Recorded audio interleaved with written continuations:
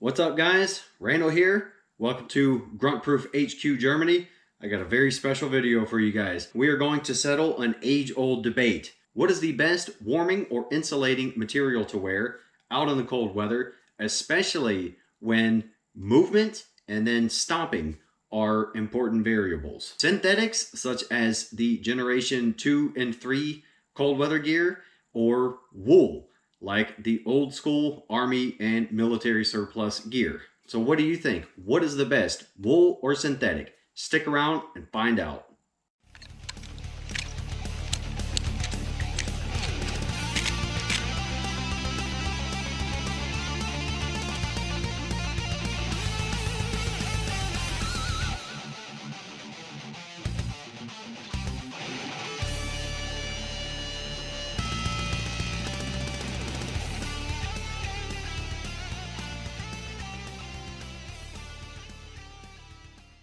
Of course, this is largely a matter of personal preference. You have die-hard wool guys who will never touch anything else, and you have the new age synthetic guys who will cuss wool all day long. I was fortunate enough to come into the Army when we were still issuing the old World War II style wool sweaters, or as we called the finance sweater. We also had the Poly Pro, so I got to personally test both constantly throughout my time as a grunt out in the German wilderness in the freezing cold. I developed my personal preference by the time Generation 3 rolled around. We're going to test this as objectively as possible, and we're going to do that with my own personally developed grunt-proof physical fitness test, followed by 1 full hour of sitting on my butt, doing absolutely nothing. We are simulating field training and combat environments where soldiers don't have the option to remove layers and then add layers, and then that 1 hour of sitting, that's going to simulate going into an overnight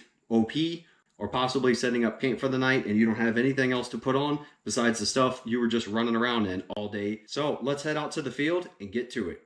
We're sporting the Modern Army Generation 3 stuff. That's the basic green issue socks. Then we have the silk weight bottoms, or we just call them ninja pants. I have the standard duty material t-shirt and the waffle top above. As I've mentioned in many other winter videos, this is about how soldiers would go out in freezing conditions in the field if they know they're going to be moving. You usually won't wear more than this. And then if you sit down and become stagnant, that's when you will start to add layers.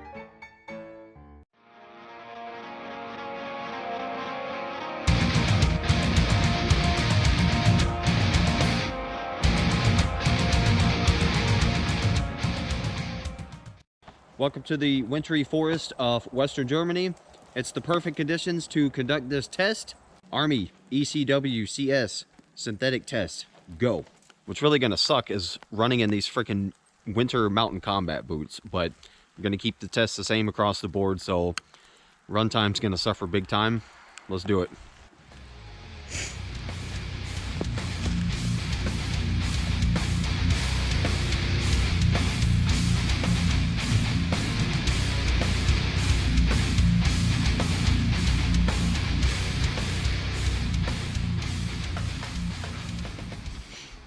Got to find a log to carry. Normally this wouldn't work, but it's absolutely soaked, so it's nice and heavy. Perfect.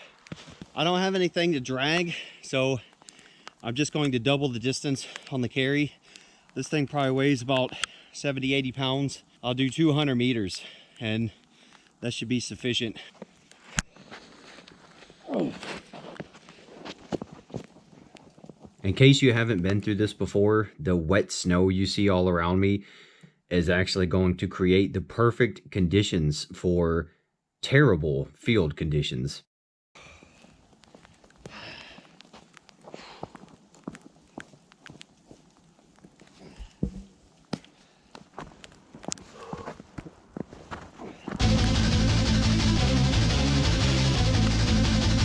In the infantry, you learn to do 3 to 5 second rushes. That's how you try to bound in combat. It doesn't always work that way, but it's a good way to train.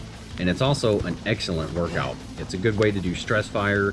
So the combat sprints are my version of 3 to 5 second rush training. You got to get up fast, sprint, and you got to get down quickly. Combat slide. These will smoke you.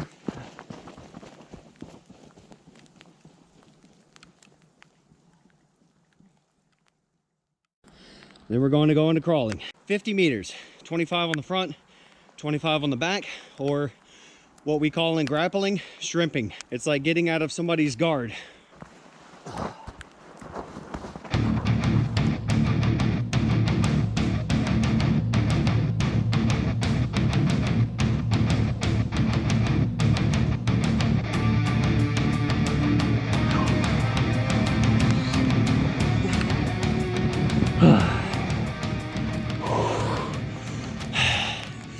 Crawling's done. Now we got 25 squats.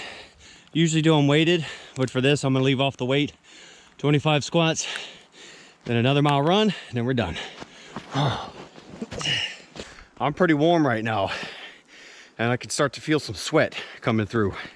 And since a lot of this is high intensity, short bouts of effort, my body temperature is going to continue to elevate for a couple minutes after the workout. So it's going to be interesting. I've done this before and this exact equipment for testing purposes. I'm doing it again. Everything is breathing nice and perfectly. I don't feel like I'm overheating. I don't feel all itchy and like I'm wearing too many layers. It's just enough to be comfortable in freezing temperatures. So let's see how I feel at the end. Some good old military squats.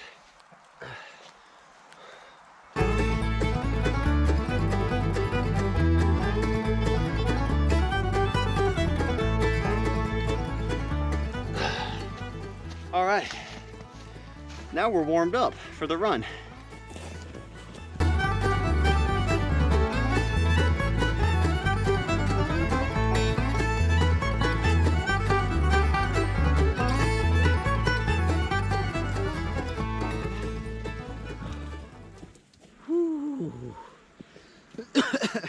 That second mile sucked.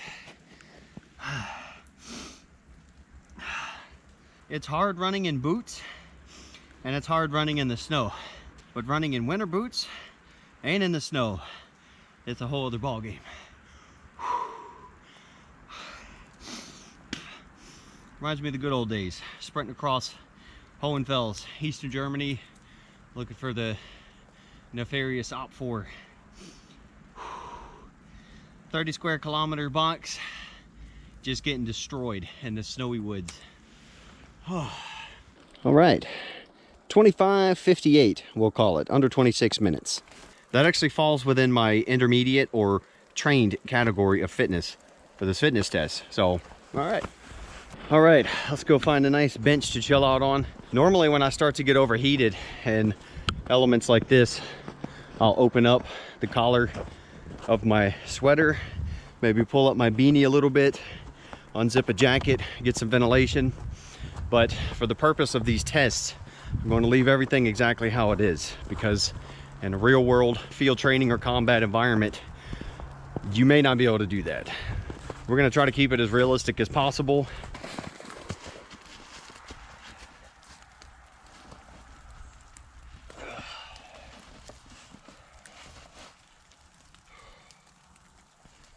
One hour.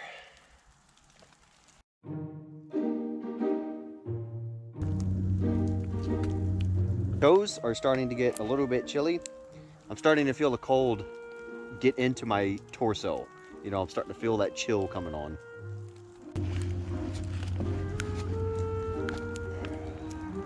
So we're almost at 45 minutes. Let's see what our temperature's at. So we're still at 32 degrees. Feels like 28. So the feels like went up a little bit. That's all right. It's still freezing. We're good to go. So we're at 55 minutes and I'm damn chilly. This definitely reminds me of my grunt days, except I don't smoke anymore. That definitely made it a lot worse. This test is complete. I'm getting out of here and I'm gonna go eat. And I'll see you guys the next time we have very similar conditions and we will conduct the same test with the wool stuff. One last thing. To make this truly nostalgic of my grunt days, I'm going to go to the car and act like I get to leave. And then somebody needs to come tell me, oh no, you don't get to leave yet. you need to go set up in the woods out there overnight. That would be realistic to my grunt days. You think you're gonna get to go home and warm up, and then it's a night of hell.